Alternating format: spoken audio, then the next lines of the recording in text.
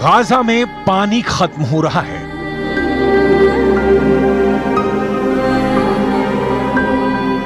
Gaza में खाना खत्म हो रहा है।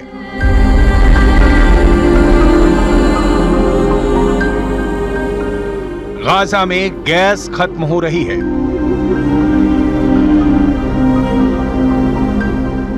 गाजा में बिजली खत्म हो चुकी है।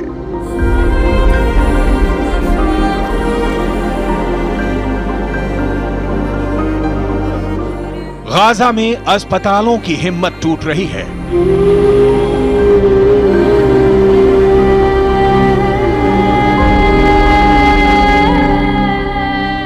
गाजा के मुर्दा घरों में लाशें ही लाशें हैं। गाजा एक ऐसा नरक बन चुका है जिसमें 20 लाख से ज्यादा लोग बेचैन, बदहवास और परेशान हैं।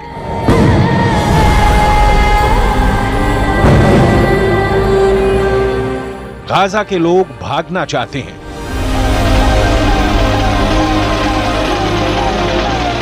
लेकिन आखिर भाग कर जाएं कहां?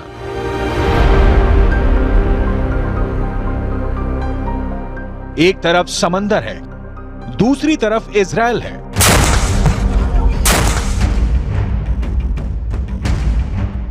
और तीसरी तरफ इजिप्ट है, जिसने अपनी सीमाओं को बेहद सख्ती से बंद कर दिया है। पीने के लिए अब समंदर का नमकीन पानी है। खंडहर बनते जा रहे गाजा का तापमान बढ़ता जा रहा है।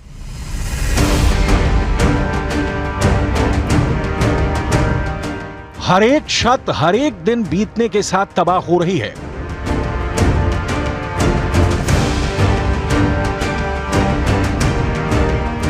और इस खतरनाक तबाही से भी ज्यादा तबाही इजराइल के लड़ाकू विमानों के बम बरसा रहे हैं।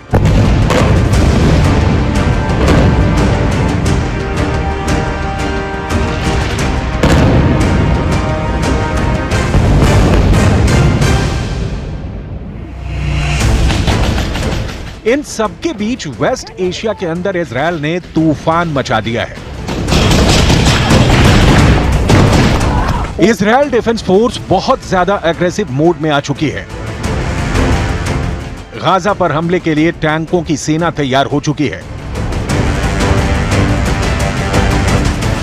इजराइल के उत्तर में लेबनान की सीमा पर हिजबुल्लाह पर भी इजराइल डिफेंस फोर्स कहर बरपा रही है। और उत्तर में ही मौजूद सीरिया के बॉर्डर पर भी इजराइल मुंह तोड़ जवाब दे रहा है। इजराइल इतना उग्र हो चुका है कि जैसे ये खबर आई कि ईरान के विदेश मंत्री सीरिया में दौरा करने वाले हैं, वैसे ही दमिश्क और एलेप्पो के हवाई अड्डों पर इजराइल ने बम बरसा दिया और इन हवाई अड्डों को ही तबाह कर दिया। इसका मकसद साफ है कि ईरान के जरिए हवाई जहाज से हथियारों के कार्गो विमान सीरिया में उतर ही ना सके।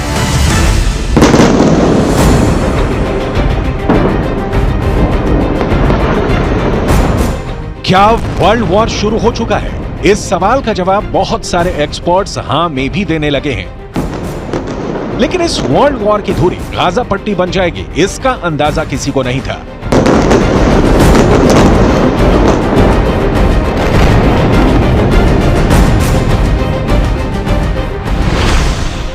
युद्ध नीति कहती है कि अगर युद्ध जीतना है तो दुश्मन की सप्लाई लाइन काट दो, दुश्मन की रसद काट दो, दुश्मन का पानी काट दो, दुश्मन के ऊर्जा स्रोत खत्म कर दो, दुश्मन को हथियार पहुंचने की सारी संभावना खत्म कर दो।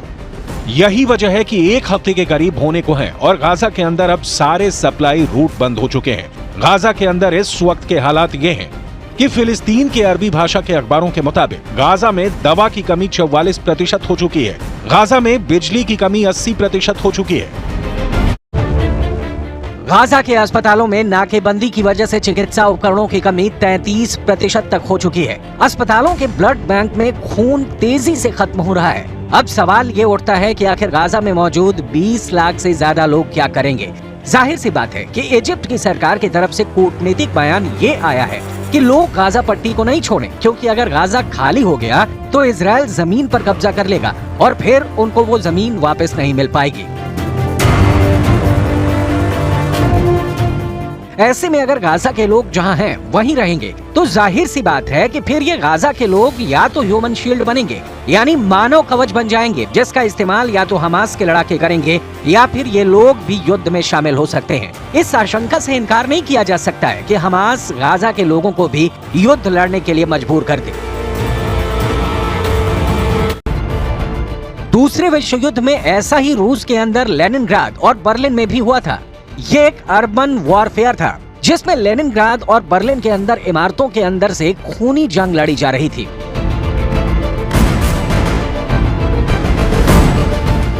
जिसमें बेहद खतरनाक जंग हुई थी।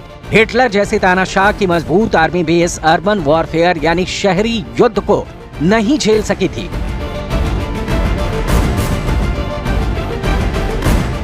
और कुछ ऐसा ही युद्ध अब गाजा के अंदर होने जा रहा है।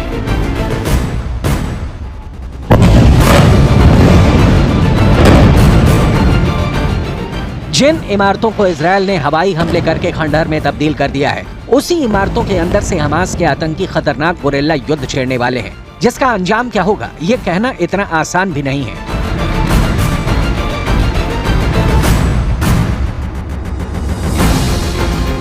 फिलहाल स्थिति ये है कि इजरायल की फोर्स इंतजार करेगी कि जब तक गाजा के अंदर बिजली, पानी और खाने की कमी से हाहाकार न मच जाए। हमास के आतंकियों को भूखा ही मार देना इजरायल की पहली स्ट्रेटजी है।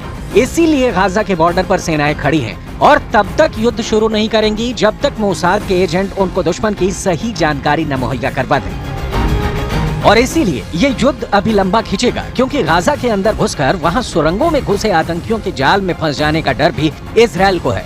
यही वजह है कि इजरायल एक एक कदम फूंक फूंक कर रख रहा है। इजरायल इस बात को समझ चुका है कि गाजा की लड़ाई कठिन है, इसलिए इजरायल ने अपनी आर्मी की फुल स्ट्रेंथ बुला ली है। इजरायल की आर्मी में दो तरह के सैनिक हैं। पहले सैनिक इजरायल की एक्टिव आर्मी और दूसरे सैनिक हैं इजरायल की रिजर्व आर्मी।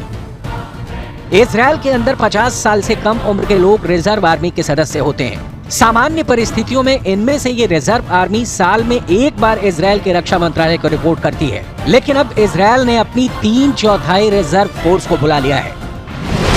यानी इजरायल की 3,60,000 की रिजर्व आर्मी और इजरायल की 1,50,000 की एक्टिव आर्मी को मिलाकर इजरायल कुल 5,10,000 सैनिक बुला चुका है।